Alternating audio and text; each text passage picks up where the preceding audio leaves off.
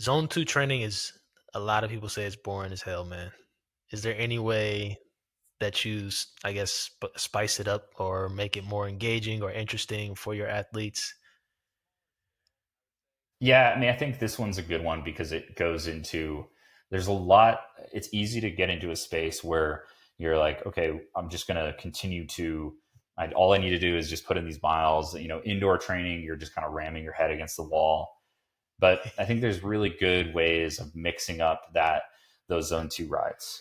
So for starts, you can have a position where you're doing uh, cadence drills. So you're moving cadence up and down, versus having a place where you're doing, standing and seated drills to kind of mix that up too, where you might do a minute standing and seeing how that adaptation is, just getting you more adept to being able to operate your bike and ride in different environments. Doing the cadence drills gets you more used to the extreme sides of riding. So you can do it at high torque, you could do it in high speeds, and you have the differences there. Um, that's two good examples of just like, you don't have to just sit there and stare ahead. You can do things to kind of change things up, and you're still going to be hitting the right parameters. Like, you're still going to be doing well. Other things is like, try and mix up your rides, try and find new roads, try and, doing gravel or doing off road is a great way of mixing it up too. It's going to be more polarized, or it's not going to be this perfect erg mode line when you're off road, but it will still engage the right system. It might be a good idea to just keep a little bit more eye on heart rate instead. But it's a great way of really kind of changing what maybe just making it just slightly more interesting. Right. Otherwise, I think indoor training is like definitely the worst case, where you're just sitting there plugging away at 160 watts all day.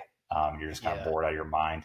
Honestly, that's when just having more stimulus is going to be better. So like, heck, have a bike race on, listen to music, have Zwift on, and like be texting your friends. Like, that's like all the things. But then Yeah. there's good tools in eWorlds where like you can do like a 24-hour pacer group, for example, where the power is going to be more undulating, so it feels more real.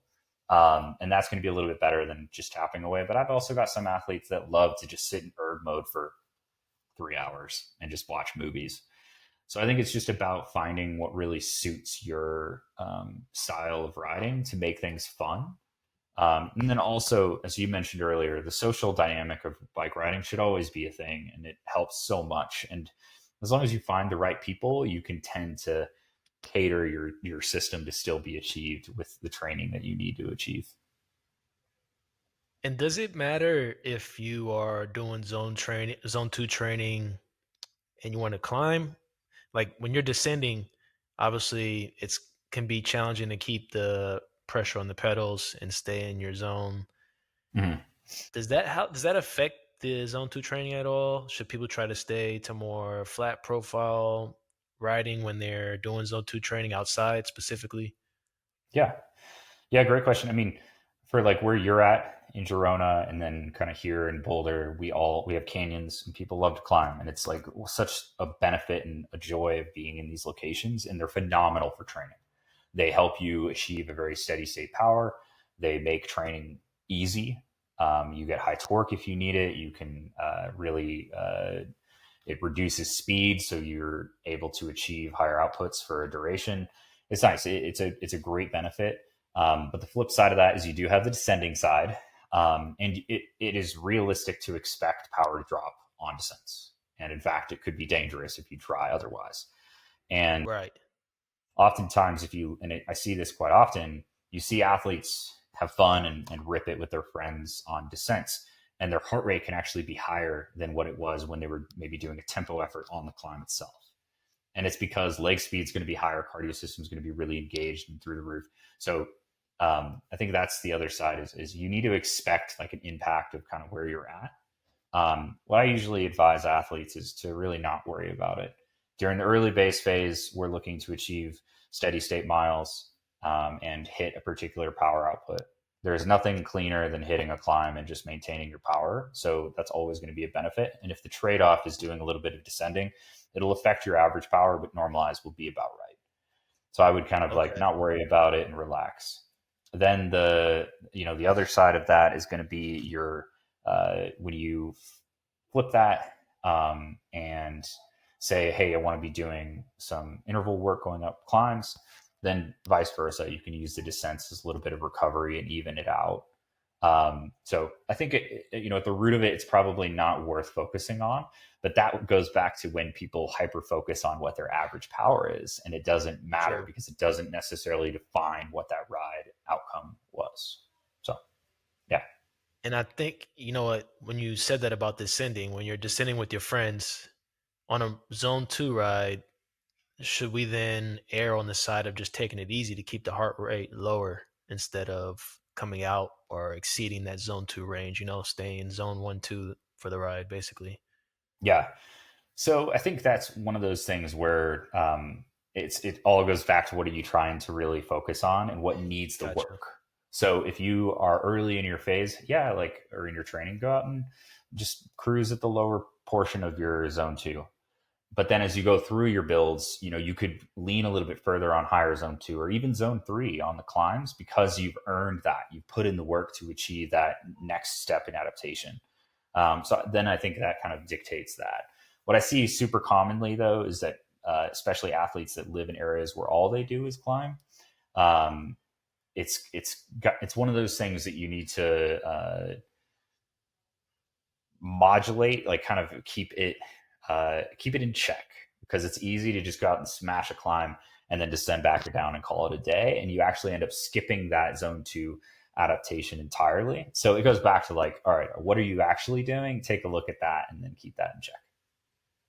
Awesome.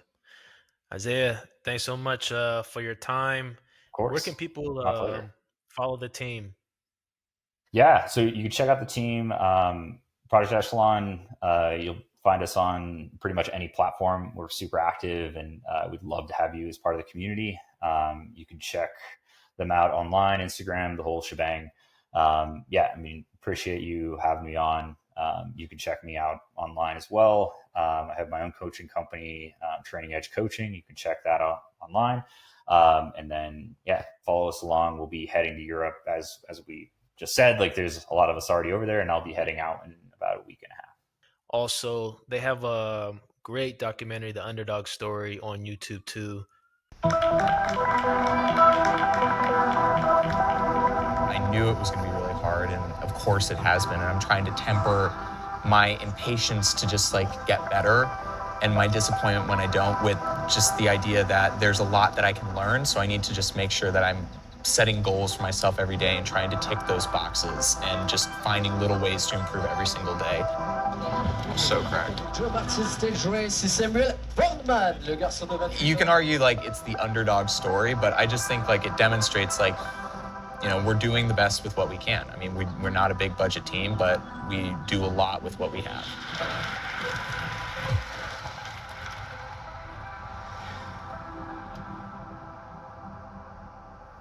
Go ahead and search that out if you want to get more familiar with the team.